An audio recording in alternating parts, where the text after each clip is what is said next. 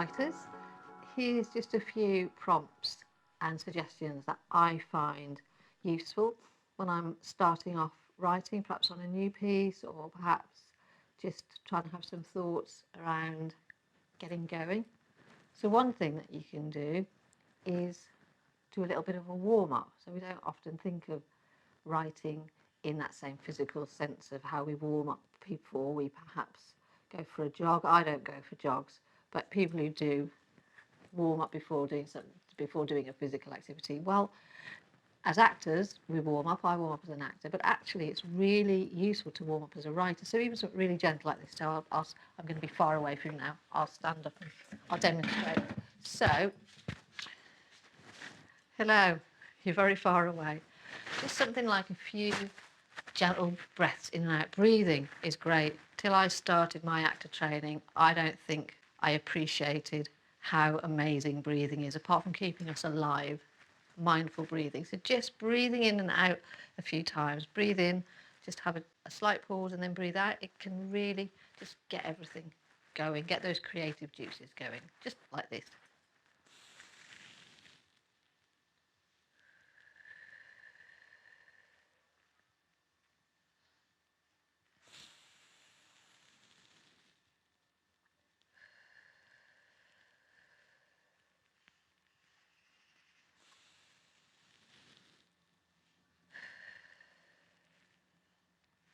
Something as simple as that, and you can always hiss out or out to vary it. It's good for the voice, it's good for the brain. Shoulder rolls. Do a few shoulder rolls. Backwards and forwards. If you hear crackling and cracking, that's fine. That's absolutely normal. And just give your hands and your feet and your arms and your legs a shake out, and your whole body. Whatever you can manage, whatever parts of your body that you can manage to just give a little bit of a shake, and maybe just a little bit of a pat down. Just gets things going. And now we're ready to write. A great way to get going with your writing is something called, it's called different names by different people. Automatic, I often call it that, automatic instant writing, free flow writing. So basically, pick up a pen or a pencil and a notebook, write the first sentence that comes into your head, whatever it is, don't think about it, just write it, and give yourself something like 20 seconds, 30 seconds, a minute, no more than that, just to write. You're just doing a sentence. First sentence, don't filter it, it's only for your eyes, just write it down. Once you've done that, give yourself a little bit longer, perhaps 3 minutes, to turn that into a paragraph. And again, see if you can do it free flow without thinking about it too much. Just let the words come, just write it. Later on, you can actually think about it and shape it and see where you want to go with it. Once you've got your paragraph, play around with it.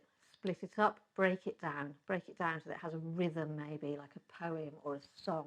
Carry on and try writing it as prose to make it a short story, turning it into dialogue to create a little scene between two or more people, or a monologue. Use it, have fun, have a play, and try and write in different genres, different styles. See what you come up with. Find yourself a magazine, a newspaper, a book. Choose a page to open. I often think, okay, I like the number 9, so I'll choose page 9, and I'll go to sentence number 9, or word number 9, paragraph number 9, and then sentence number 9. Just, you can make that up for yourself. Choose a page number, choose a paragraph number, choose a sentence number, write that down, and then use it as the opening sentence to a short story or a poem or a bit of dialogue. But use that not as a title. You can start off by using it as a title and then write something around that as a title. Then start off with it as the first sentence. Once you've done that, do that same exercise again, but start a new piece of writing and choose a number, a page number in your book or newspaper or magazine, a paragraph number and a sentence number. Write that down, and then write. This is always a fun one. I've only started doing this recently. It's great fun, more of a challenge. Have that as your end sentence and write your piece, whatever it is. Your short story, your monologue, your dialogue, your poem, your song, write it into the sentence. So that sentence is the last sentence. And that's a bit more of a challenge. And that could be fun to do. Or the other thing is you could do is the sentence that you started off with, you can do both ways, try it both ways. Carry on that piece and then make that sentence the end sentence. It's really interesting if you've used a different paper, book, magazine to choose a sentence from. And the wackier and the more incongruous and unfitting together that they are, the more interesting you can be and imaginative you can be when you're writing your piece. See what you get. I've got a sentence here for you from my book, Fairy Dust. Again, it's just a suggestion, and you can take it from any books, just any sentence from any book. It's very similar to the choosing a paragraph and a page and a sentence.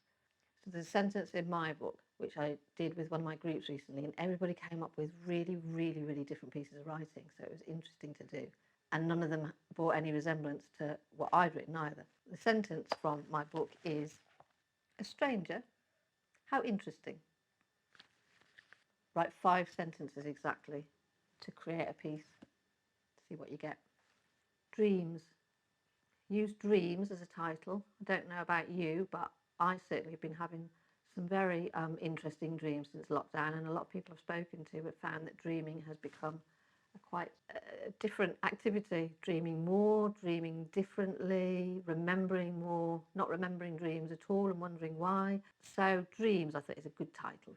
And include anywhere in that piece these words: clear, forest, rice, anthem, and hope.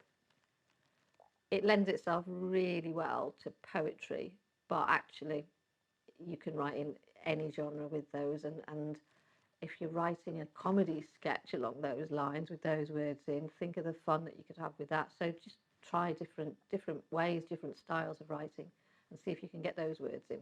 That's a good fun one to do. Using objects as stimuli for writing is, I think, a really fun and inspiring way to start off a piece of writing. So have a wander around your room or your house or your garden, but have a wander and enjoy the wander. Be in the moment, enjoy the wander. Then choose a picture on the wall or an object in your room, in the room that you're in, the room, garden, wherever it is that you're walking. Choose an object that interests you and then sit down for a while, a few minutes, and really study that. So I chose this. I don't know if you can see it. It's a little unicorn ornament. I have lots of unicorn, fairy, elfin, elemental, flowery, naturey things all over my house and garden. So I got plenty to choose from that I can relate to on a heart level as well as a mind level. They make me feel happy when I see them. They make me feel something. So have a look. If it's a picture, look at it from different angles where the light falls on it differently. If it's an object, turn it, twist it, look at it from all angles. And then what's a good fun thing to do is to write in a prose letter to an alien about that object. So bear in mind, it's an alien from somewhere that doesn't understand probably even a lot of the words that we might. So if you said, its colour is this, they might not know what colour is, so you might have to explain colour. So you really describe in detail what it is, what its purpose is, what you like about it, what you don't like, what you think might improve it, anything else you want to tell the alien about it that will make it clear to an alien from another planet what that object is. Make it very unflowery, very matter of fact, very clinical, I suppose, so that somebody who didn't have the object in view would be able to guess fairly easily, or would know fairly easily what it is.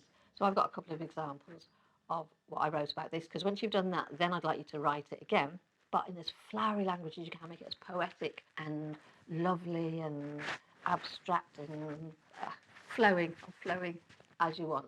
So here's a couple of examples of something that I wrote very quickly about my little unicorn. My matter of fact piece about my unicorn was that it's small, it's cold to the touch, it's hard, it's silver in colour with smooth parts and spiky parts. It's quite heavy and it fits into the palm of my hand easily. That's not a very good letter to an alien because I haven't really described what colour is or what small means in comparison to big, what cold is, what smooth and spiky is, what does heavy mean, what's the palm of a hand, what's a hand, what's easily. You could really go into detail. You don't have to, but you could really go into detail. It really helps us improve the descriptiveness of our writing and the words we use and the words we choose and makes us very much aware of how much we often assume that people will understand in our writing. So it's good to really break it down. Then my poem, which I find easier because I'm a poet, was this: The Unicorn. Small, dainty, yet with a heaviness that belies its size, cold to the touch, life seemingly absent then, yet its smooth flanks topped and tailed by spiking irregularities tell me otherwise, as I cradle it gently in my palm and breathe in its magic. With that poem also, what you could have a play around with is, first of all, write it as a poem to read, so it can be read from the page, and then see if you can turn it into a performance poem. I do have a performance poetry video which will give you some tips about doing that. Look at what changes you need to make. How different does it become? And again, have fun with it. It's all about having fun, trying different things out, using prompts and suggestions that you find, giving yourself prompt suggestions and time limits. Time limits is a great way to just get you writing rather than overthinking, turning off the nagging part of our brain that says you can't do it, it won't be good enough, blocking our creativity, and lets you just tune into that creative brain that you've got. Yelling, it's yelling to be allowed to show off. Let it. Have fun, send anything you want in and enjoy.